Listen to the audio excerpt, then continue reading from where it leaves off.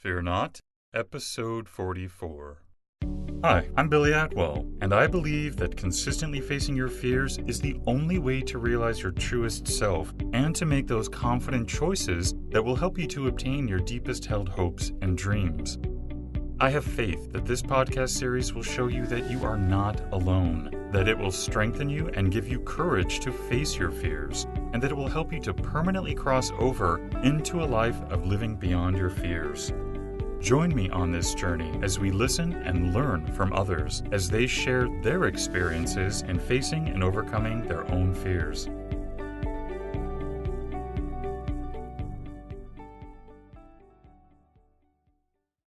Hello, everybody. Today, you and I are going to be joined by Dr. Stephen Simpson. Hello, Stephen. How are you today? I'm very good, thanks, Billy. How are you? Yes, I'm doing very well, and thank you so much for coming on the show. My pleasure, and I'm looking forward to talking to your listeners. Dr. Stephen Simpson is a world-renowned mind coach, presenter, author, and fellow of the Royal Society of Medicine. As a private mind coach, Dr. Simpson counts many luminaries from the sporting, gaming, entertainment, and business worlds among his clients, including number one poker legend Chris Moorman. Dr. Simpson has appeared on the BBC, ITV, Sky, Voice of America, and other top international radio programs, as well as in the pages of Sunday People, Glamour, Golfing World, The Best You magazine, WP Poker, and more, sharing his simple, innovative methods for building luck. Stephen, would you take a few moments to fill in the gaps and maybe give us a brief glimpse of your personal life as well? Yeah, I'm speaking to you right now from Portugal because I'm lucky to have a small house here as well as in London. And in fact, I go to London tomorrow morning. I'm married. I've got two grown-up kids. And you've just pretty much described my job. But my job is my life. It's the thing that I have most fun doing. And the other stuff seems to get stuffed in around the edges. Stephen, I was hoping today that you might help us with some of the techniques that you use, because I know that, you help people on the PGA and some of these World Poker Tours. Surely your clients have to deal with fear. And so I was hoping that maybe you could share with us some of the techniques that you use with them that we might be able to, use in our own lives. Yeah, certainly. From memory, I don't remember a single client who's come to me and said, I'm frightened or I have fear. But they certainly do. They call it something different. Often they'll say anxiety as if anxiety is, a more acceptable word. But fear is something that we all experience in our lives, and it can come from inside ourselves or outside ourselves. Now, if you're being attacked by somebody with a knife, that's an external event, and fear is a very natural physiological reaction because, as we all know, it fills the bloodstream with adrenaline and it releases a huge amount of energy, and we can, run away or fight as fast as possible. But the fear that comes from inside is in some ways, well, I think it is. It's more dangerous because it eats away at us, and it doesn't really come. It's a hallucination, because the fear that we have inside ourselves is a product of our own visualization of something that probably is never going to happen. But we become so skillful at building these videos in our mind that it's as if it is the real thing. But the problem is we can't burn off that energy. So stress is another word for it, fear. It's has a terrible effect on our health, mental and physical. And I'm pretty sure it's the same in your country. But the incidence of mental health disease or mental illness is just climbing exponentially. Now, what a conundrum that is, because we're the generation who've never had it so good. And yet we have, more anxiety and depression and all those kinds of things than ever before. We need somebody to explain that one. So why do you think that is? I've got a few theories. I think people do best when they live in the moment. That's the way people describe it now. And the problem with today's, or one of the problems with today's lives, particularly in the West, is that we have too much time to think. And so we spend very little time enjoying the moment, as our forebears would have done.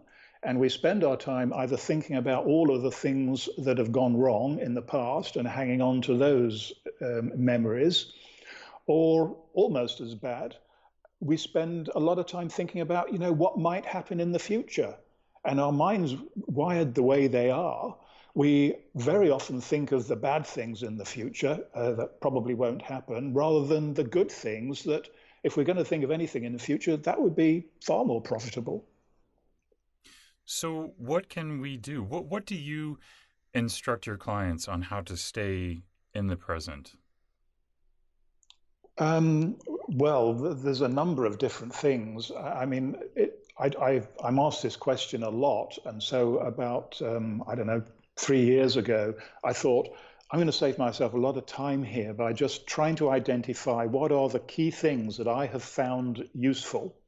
And by the way, I'm not claiming to have invented these things. Some of them go back thousands of years to the philosophers, but the message is still pretty powerful. And I came up with 7 things. I called them, the 7 secrets, for want of a better name. And any client that I work with, the chances are we're going to touch upon all of those 7 things.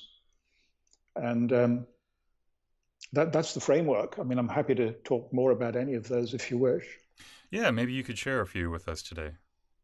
Well, I mean, something that I do for myself as much as with my clients, and I think this is probably grounded in NLP, which is one of the things that I studied.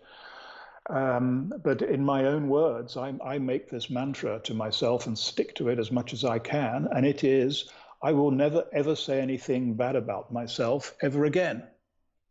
Now, one of my friends who's in the same kind of field, he says, Steve, you can't talk like that in the negative. So for him, here you are, Tony, I will only say good things about myself from this moment forward. Because you see, if you do this, if you do it every day for a month, you're going to start to shift the neurophysiology, or the neurochemistry in your brain. You're going to stimulate the good, positive transmitters rather than the negative ones. And it's a really, well, it sounds a simple thing to do. It's harder to do in practice. Um, but just because it sounds simple, it doesn't mean to say it's not powerful, because it is. Maybe you would like to talk about another technique? Yes, well, I will. And perhaps this is more directly related to living in the moment. And I know that this is probably going to irritate a few people, so please, bear with me. But it's my secret number 4, which is mindfulness. And mindfulness is really about staying in the moment. And the problem with our generation, adding to my earlier comments, is that people have probably never been less mindful now than they ever have been.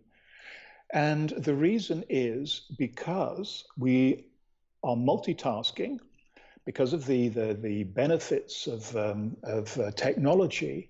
We have never been so well informed about absolutely everything that's going on in our planet, and every other planet for that matter.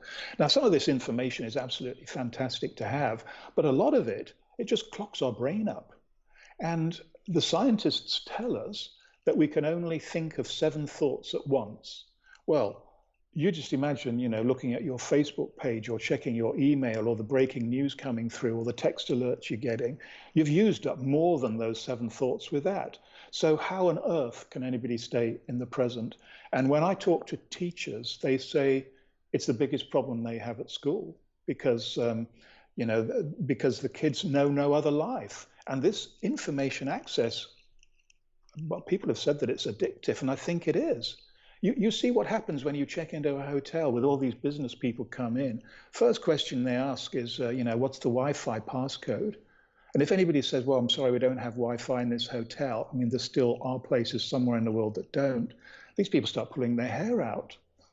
So, one of the things I tell my clients, or I try and convince them without sounding like a school teacher myself, I just say, now look, when you're doing something really, really important, like playing poker for a lot of money, um, just turn off your little gadgets just for a few minutes so that you can connect with where you are. You can let your mind come back to the moment. Because when you do that, guess what's going to happen? You're going to unlock parts of your brain that were jammed up before, and you'll find that that will probably help you do what you want to do. So is it just simply a matter of practice? Because I mean, reality is that most people are not going to stop using Facebook or Twitter or. Uh, so is it just a matter of finding a balance? Something like that. I mean, I'm not suggesting for a moment that people should close down their Facebook accounts. I mean, I don't, and I love to keep in touch with people, and it's how people find me. But it's a very old-fashioned thing to say, but one does need a little bit of personal organization. I mean, there is stuff that we have to get through every day, and if we try and do three or four of those things at the same time, the results, first of all, it's going to take us a lot longer because our focus isn't there. Um, we're not going to do it particularly well either. Now, this is normally when people will interrupt me and they say, Steve, if you just lived in my shoes, do you know how hard life is at the moment? Do you know all of the things that I'm having to do?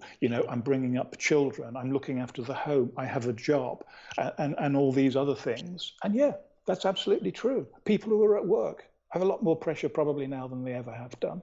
It's not easy out there. So it's about organization, and that you can buy gadgets now that actually will, switch off some of these things automatically and then put them back on, when you've got time for them. So there are some simple things we can do, but well worth it, in my humble opinion. If you could recommend one thing for us to do to sort of push us in the right direction, what would that be? I can think of more than one, but I'll start with one. And this is where I got lucky in my life. My book, by the way, where I talk about these seven secrets is called Get Lucky Now. There's a story to how I got that title, but that's definitely not for today. But I got lucky because for some reason when I was at medical school, this was when transcendental meditation was very popular. And I just thought, oh, that sounds really cool. And I signed up for it, and it didn't cost a lot of money, even for a student. And I would say that's probably the best investment I've ever made, because I think if people learn to meditate, and again, meditation is one of these things that doesn't have to be terribly complicated. Anybody who tries to make it complicated just run in the opposite direction. Meditation is one of the ways to get into the moment or into the now. And wherever people are, they'll find classes that they can go along to, and worth consideration. There's another thing that I've recently got into, well, probably about the last year, and this is something called Three Principles, which may be familiar to some of your listeners. And that's the philosophy. It's a way of looking at stuff, and it can be particularly helpful when we're feeling stuck in life or when we have, fear or anxiety. And that's a philosophy that was founded by a Scottish engineer called Sydney Banks, who sadly is dead now. But even so, I mean, his thoughts are still spreading to many, many people. Are there other examples of resources that you've come across that you could share with us, such as Sydney? Um, yeah, another one would be havening. Havening is spelt Havening. So a haven is a place of safety.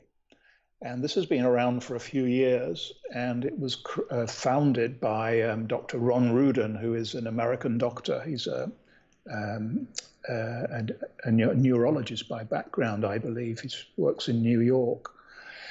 And it's a psychosensory technique, and they have a very good website, which you can see, or there's some demonstrations on plenty on YouTube and places like that.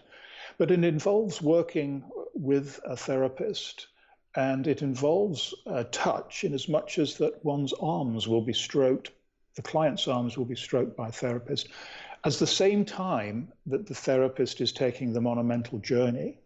And I find that it helps to use some hypnotic techniques here, but you don't have to. There are plenty of people who practice havening who certainly aren't hypnotists, or not that they know.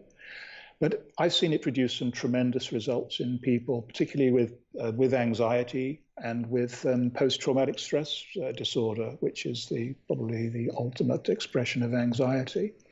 So that's worth people looking up. And the good thing about it is because there's also a thing called self-havening, where you don't need to be with a therapist, and it's incredibly easy. In fact, I put a video up on YouTube, and I just show how you do it. And basically, you stroke your own arms, and while you're doing it, you close your eyes, and you adopt a simple little mantra that you'll say to yourself. Now, for instance, we're talking about fear. So the mantra for that would be, you have to put it in the present tense, because as I said, the present is where we should be, not the past or the future.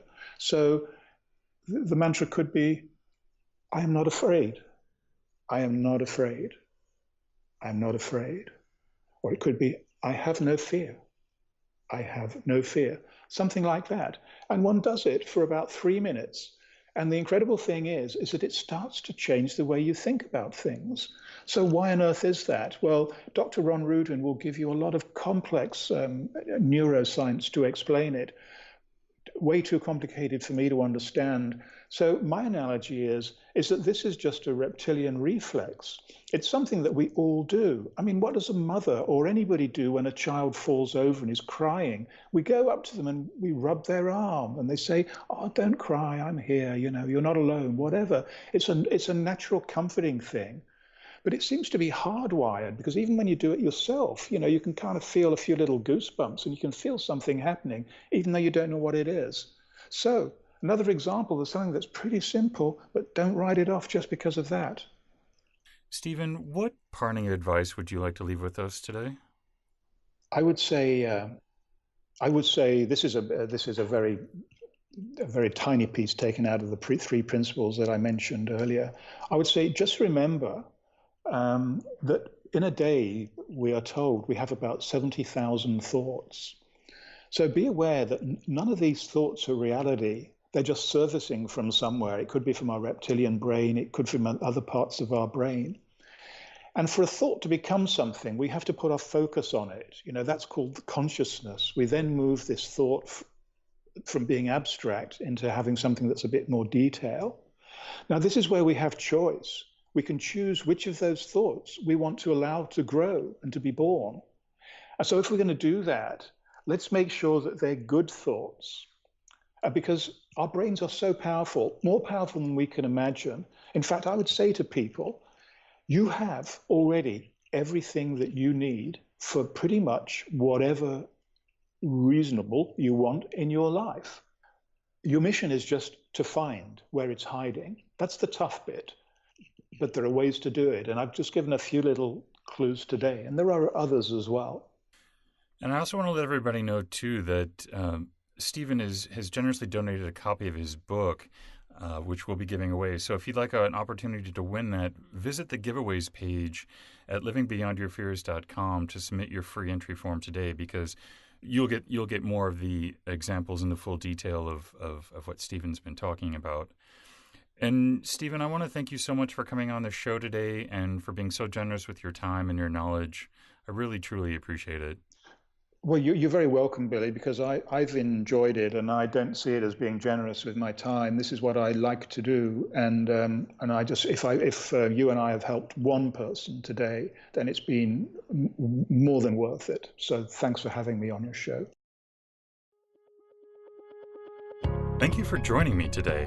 And remember, you cannot achieve everything, but you do have the God-given ability to achieve anything. So stay focused, out of fear, and keep on keeping on. Until next time, be well and peaceful. For more information on today's episode and guest, or for resources that will assist you in overcoming your fears, visit livingbeyondyourfears.com. And don't forget to subscribe to this podcast, where 3 times a week we move to a life beyond our fears.